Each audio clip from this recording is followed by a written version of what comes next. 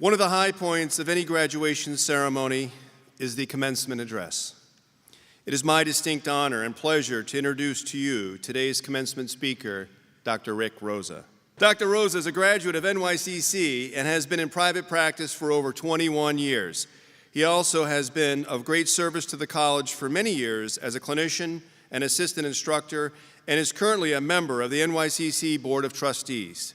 His contributions to the chiropractic profession have been numerous in scope, and his dedication to the profession unmatched. He currently co-owns and operates 13 clinics in the Washington, D.C. area and has collaborated in many multidisciplinary settings with doctors in various different specialties. He is also the founder of Recovery Doc, a consulting company based on his system of recovery for professional athletes. Over the years, Dr. Rosa has treated many amateur, Olympic, and professional athletes, including world champions in boxing, Brazilian Jiu-Jitsu, and cycling. Dr. Rosa has also been a proponent of lifelong learning and has continued to dedicate himself to this idea. He has his diploma from the American Academy of Pain Management, is a certified chiropractic sports physician, and has training from the National Academy of Sports Medicine as a corrective exercise specialist and performance enhancement specialist.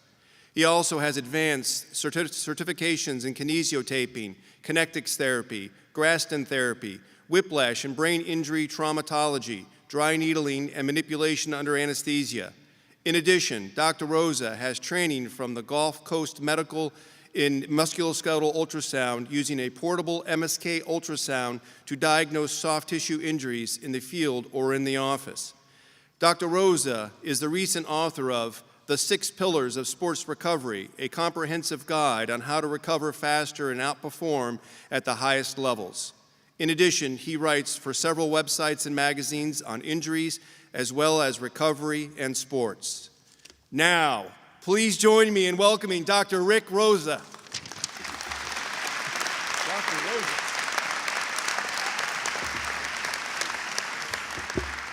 Thank you, Dr. Meston. Wow, this is a huge moment for all of you. You have lots of adrenaline flowing. I know I do. So take a few deep breaths, take a few mental snapshots of the day so you can remember these times. I have to welcome students, administration, Board of Trustees, faculty, staff, and guests. I want to thank NYCC for the honor of asking me to speak at an institution that I truly love and have to thank for everything I have today. Those introductions always seem very impressive. I'm a writer, a lecturer, a teacher, a sports chiropractor, a board member. It makes me sound like a very important man. As I stand here before you today, don't be that impressed. There's a bit of an iceberg illusion going on. I'm no genius. I'm no thought leader. I'm no different than any of you sitting in those chairs today. In fact, you're looking at a giant failure. If we stack up all of my accomplishments alongside all of my failures, trust me, it would not look that impressive. I have felt the bitter sting of failure, embarrassment, and self-doubt on so many occasions that I honestly can't remember them all. So why am I here? I'm here on this stage because NYCC wants you to see that an alumnus of this institution can be a success. And at this point in my life, I feel like a success. I have financial independence. I love being a chiropractor. I've been working with professional athletes, and I've been able to travel the world.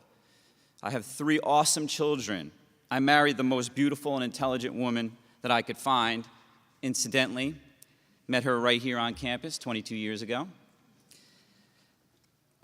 This may sound boastful, but I'm not trying to impress you. I'm trying to impress upon you that I am no different than any of you students. Soon-to-be doctors sitting before me, each of you could truly be successful in life as well. Again, we have a bit of an iceberg effect going on. You only see the tip of the iceberg, the success, but not what's below the waterline, so to speak, what actually got me to this happy place. And this brings us to my story. There's always a story. I am the youngest son of Sicilian immigrants, and my parents really were off the boat. I have to start with my father. He was one of those men who walked into a room and he instantly commanded respect. A man who dropped out of the school, middle school, he got his GED in the Air Force, would walk into a room of college presidents, congressmen, and everyone would treat him as an equal. He would often say to me, "Ricky, I wish I could be a professional student." At that time, I thought he was nuts. I didn't really understand what he was talking about. But as I got older and grew up and matured, I've tried to become just that, a professional student of life, of everything that I do each day. My mother was your classic Italian mother, filling your heart and your stomach on a daily basis.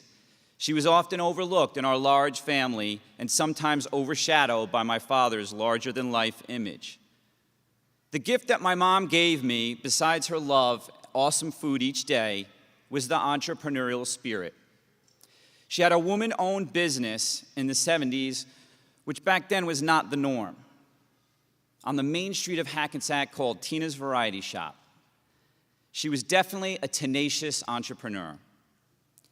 And thank God for that strong foundation, because at that time in my life, school was not a happy place. Not only was I not special, but in the 70s and 80s, I was actually labeled below level at school. Yikes. I mean, can you imagine that today? That's what they term you as below level. I struggled with learning disabilities at a time when you didn't have learning disabilities. You were just stupid. And frankly, I had less of a chance to reach for the stars, as my grammar school yearbook stated. I started life academically as a failure. I could not read or spell or write very well. In Sunday school, the nuns would often make fun of me in class as I struggled to read and fought back tears every time. A seminal moment in my life occurred in middle school when I was asked to be placed on level, so to speak, so that I could take college prep classes in high school. Otherwise, I would not be able to attend college at that time. It was at that moment in life I started to become gritty. No one had ever asked to be moved up before, and they had no idea what to do.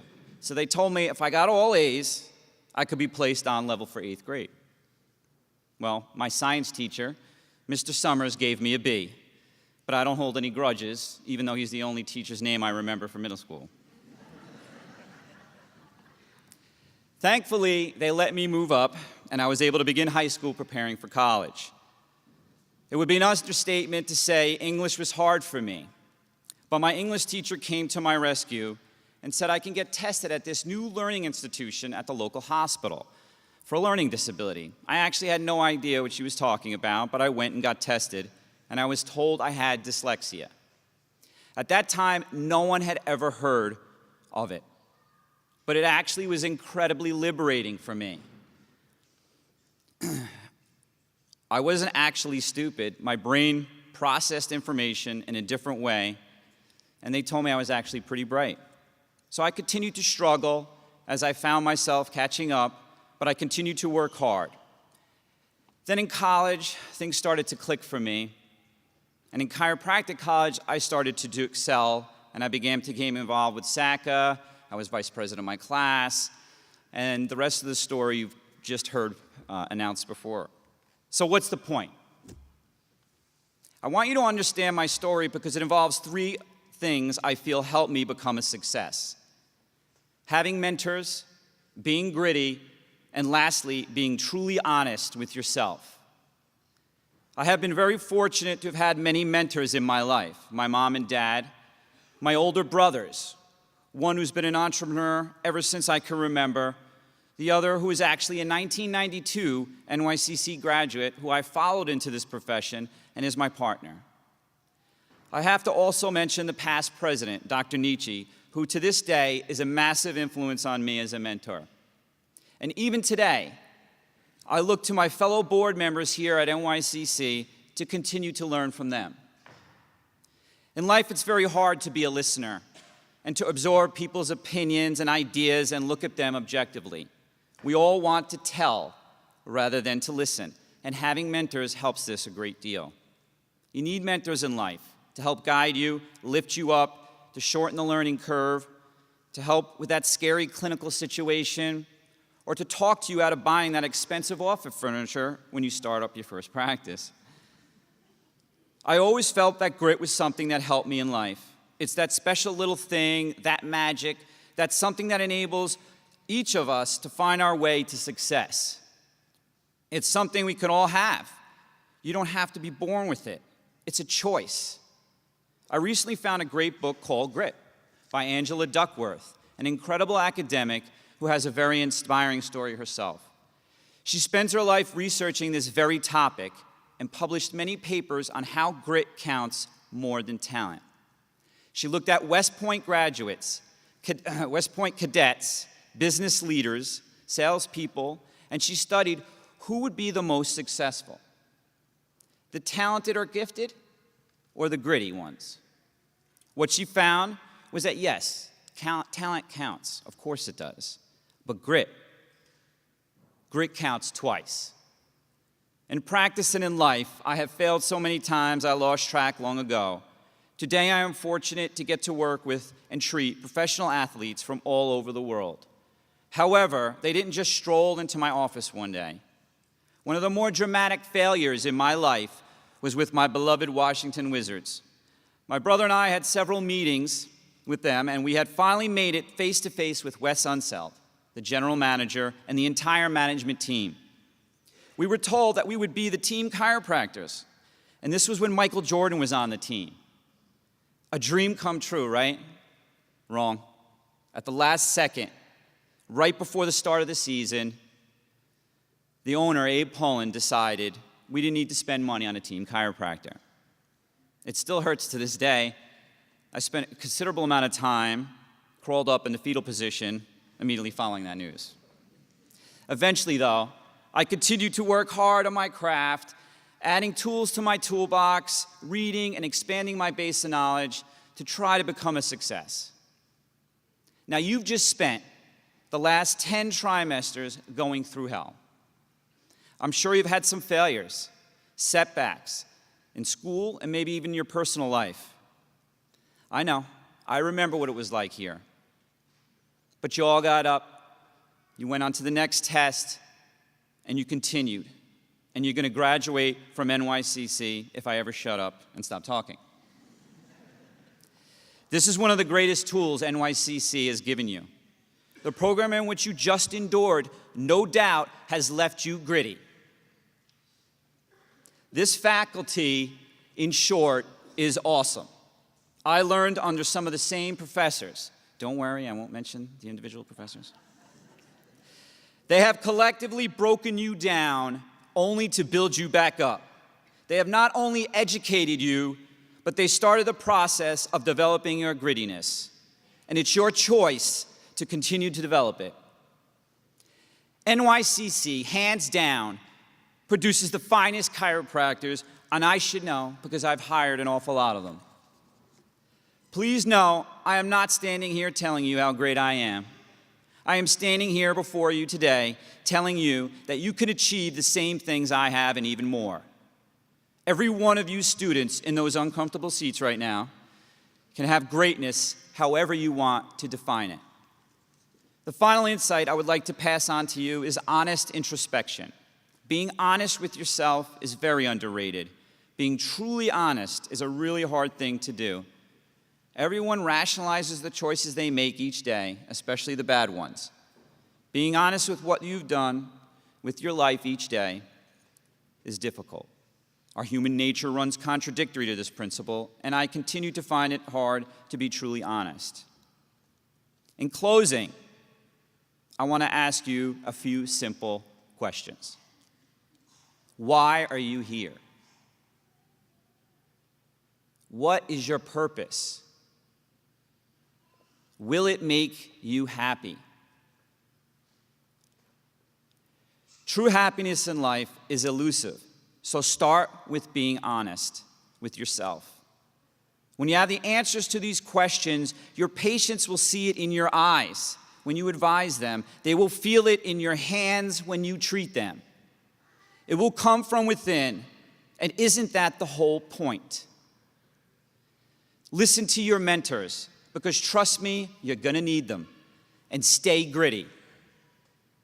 I'm going to ask this class to make a pledge to me that you will be truly honest with yourself. Use that grittiness to overcome any setbacks or obstacles that come your way. In return, I will personally mentor this class. My contact info is all yours. I am doing this because I want you to be better than me, to achieve more, to be truly happy, and also to lead by example, to do the same thing for future grads of NYCC. Graduates of NYCC, class of March 2018, stand on my shoulders, achieve your greatness, and look further than I ever have. Thank you.